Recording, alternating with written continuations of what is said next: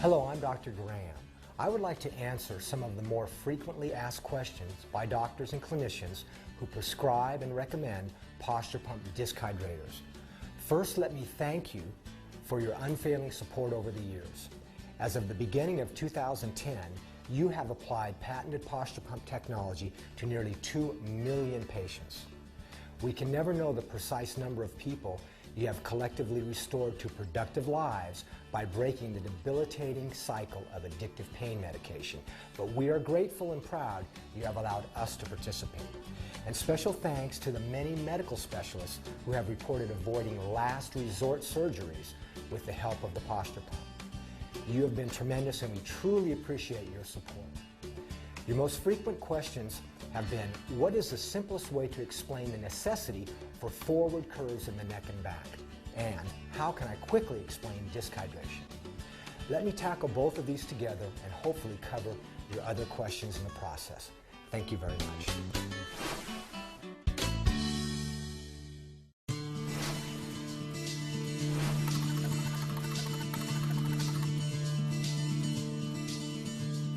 Okay, so I think the best way to explain to your patients how important it is that they have forward curves in the neck and back is to show them a model of the spine.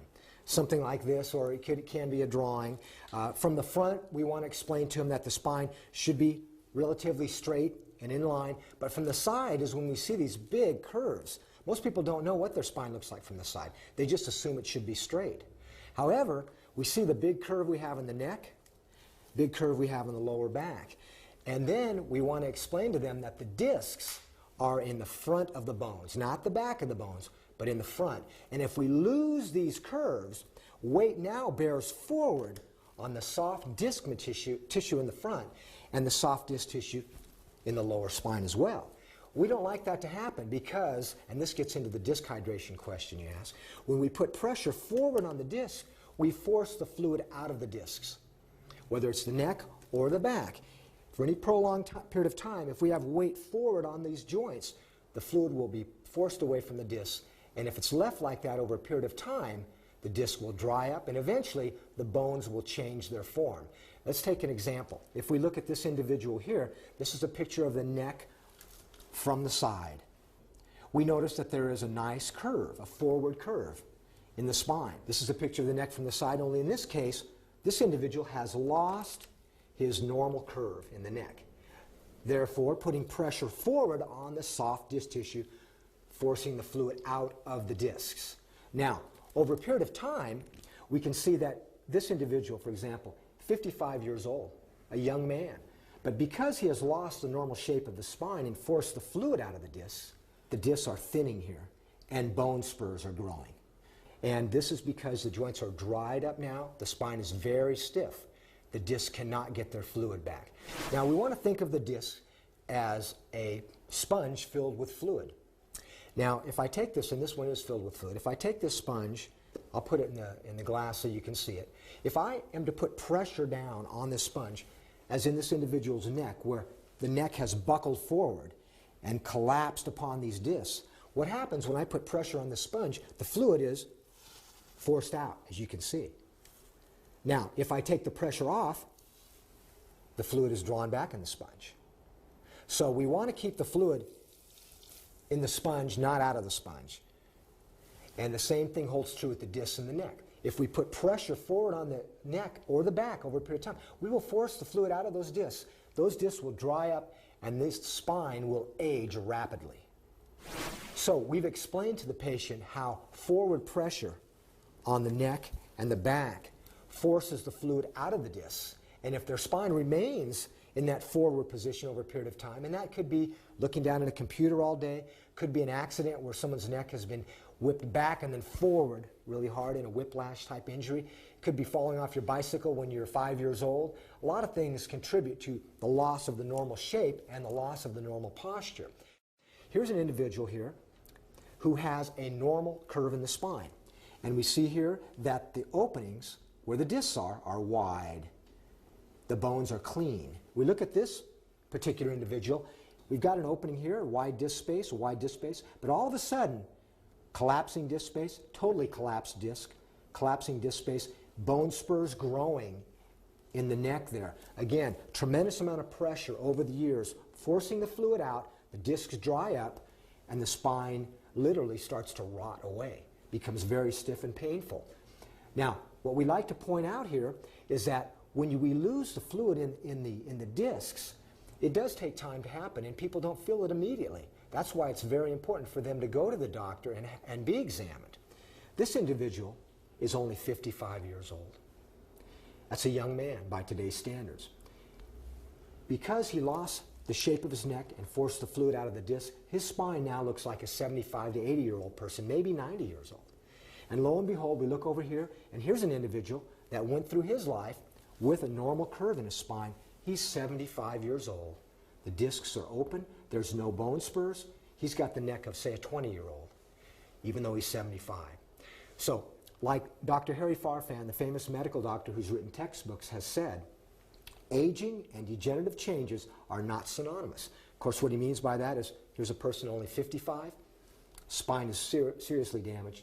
This person is 75, again, the spine looks like a 20-year-old. So it's not the age of the individual, it's the shape of the spine that determines its longevity and function.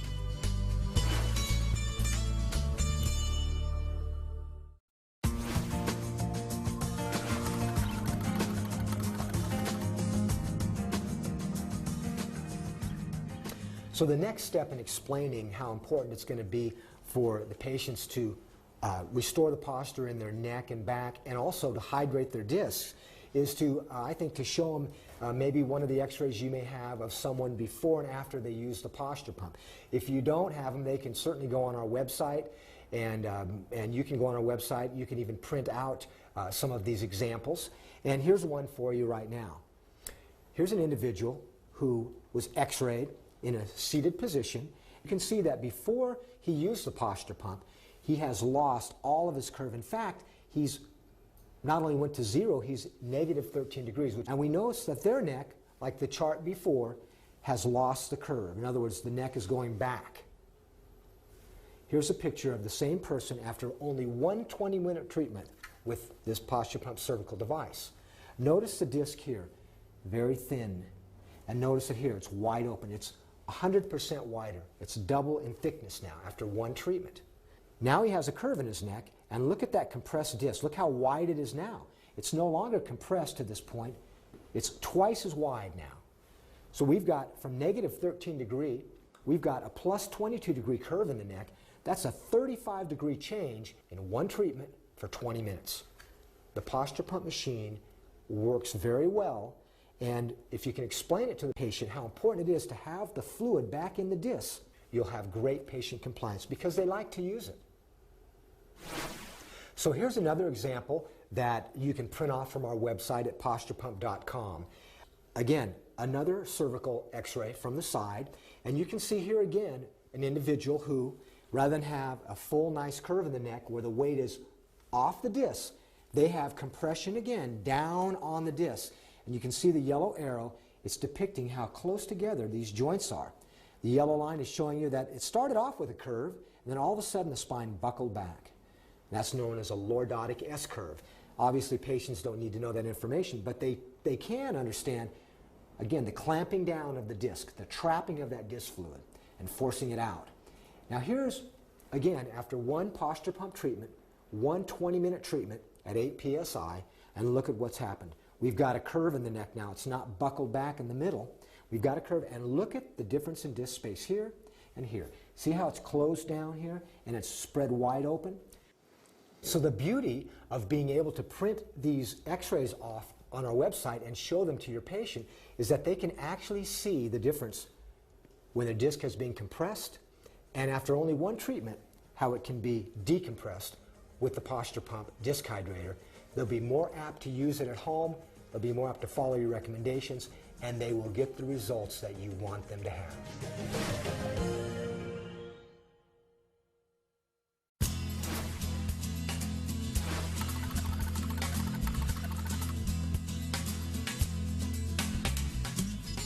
In 2006, the famous neurosurgeon Dr. Norman Schiele, who was a PhD, and I believe he's written 20 or 30 books, very nice gentleman, agreed to do some research for us regarding the Posture Pump Disc Hydrator.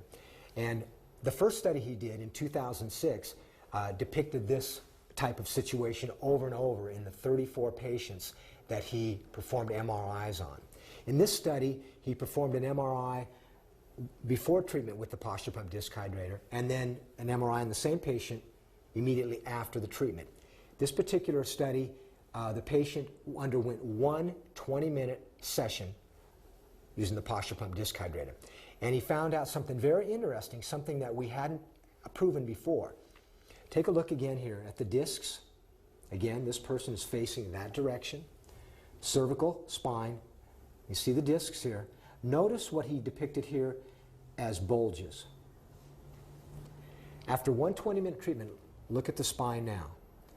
He found that by him inflating the spine to 8 psi for 20 minutes, he was able to draw the bulging tissue away from the spinal cord and back into the disc proper. In fact, out of the 4 bulges, this one treatment was able to dispense with 3 of them. But just a quick look at this. This is very impressive to patients that have disc bulges. We see them here, and after one treatment, almost all of them are gone. Again, during the 2006 study performed by the neurosurgeon Dr. Norman Schiele, we had some dramatic results where he imaged individuals while they were on the Posture Pump Disc Hydrator while in the MRI machine, and this is an example of what he found time and time again. Here's an individual who has lost the normal shape in the cervical spine. Spine is buckled back. Again, what happens there? We know that there's compression on the disc and fluid is forced out. In this case, we can see fluid being forced back towards the spinal cord. You can see the disc bulges here, here, here, and here. While they were on the Posture Pump Disc Hydrator, this is what the image showed. Instead of a backwards neck or a buckled neck, we had a curve in the neck now, which is what we want. And the disc spaces are wide open, 21%, 33%, and 20% respectively. The disc bulges now were drawn back into the disc proper and away from the spinal cord. These blow-ups here are of the key areas. This is before the treatment. You can see the disc bulges here. And this is during treatment. The disc bulges are drawn in and the disc spaces are wide open, while simultaneously a curve has been placed into the spine. The beauty of the Posture Pump Disc Hydrator, it pulls bulges back towards the nucleus pulposus, or the center of the disc. It puts the curve back in the spine and heightens the thickness of the disc.